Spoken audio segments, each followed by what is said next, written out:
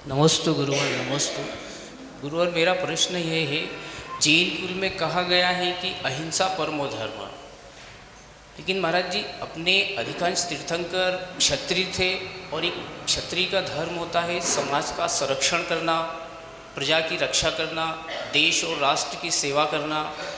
तो फिर अपन बहुत अच्छा प्रश्न है, प्रश्न की अनुमोदना करते हैं। हमारे यहाँ 4 प्रकार की हिंसा बताई गई है। दुनिया में सिर्फ हिंसा एक शब्द मिलेगा, उसकी फैकल्टीज नहीं मिलेंगी। हमारे यहाँ 4 प्रकार की हिंसा है। आरंभी हिंसा है, औद्योगिकी हिंसा है, संकल्पी हिंसा है और विरोधी हिंसा है। इसमें कोई भी गृहस्थ होता है, उस गृहस्थ की सिर्फ संकल्पी हिंसा का त्याग होता है, ध्यान रखिएगा। संकल्पी हिंसा में जो हम चला करके कोई संकल्प करते हैं और हिंसा करते हैं, मरितब्बम मार्य तब्बम वा, अगर ऐसा कुछ सोचते हैं तब जाकर के हमको हिंसा का दोष ज़्यादा लगता है। और मान लीजिए हमने दुकान खोली है, आरंभ सारंभ होता है, गैस जलाते हैं, आरंभ सारंभ होता है, हिंसा इत्यादि होती है, खाना बनाना इत्यादि पड़ता है, झाड़ू लगाना पड़ता है, पानी भरना पड़ता है, कूटना पीसना पड़ता है, चक्की चलानी पड़ती है, इन सब चीज़ों में हिंसा होती है।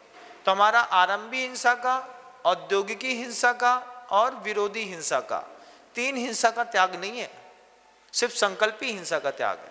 और संकल्पी हिंसा में हम किसी प्रकार की संकल्प पूर्वक हिंसा नहीं करते हैं। तो हमारा धर्म अहिंसा परमो धर्म के सूत्र पे चलता है। अब इसमें साधु की शैली और बदल जाती है। साधु का जो है वो संकल्पी हिंसा भी, आरंभी हिंसा भी, औद्योगिकी हिंसा भी और विरोधी हिंसा भी, चारों हिंसाओं का त्याग रहता है। आपके इस गले को कोई काटने की कोशिश करेगा तो आप विरोध करेंगे, हमारा कोई काटने की कोशिश करेगा तो हम विरोध नहीं करेंगे, हम कुछ भी नहीं करेंगे उसके साथ, हम उसका प्रतिकार नहीं करेंगे, वो उसकी मर्जी होगी और हमारे तीव्र कर्म का उदय होगा।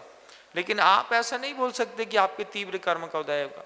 आप क्या बोलते हैं, तुम हमको हाथ दिखाओगे, हम तुमको लात दिखाएंगे, ध्यान रखियो।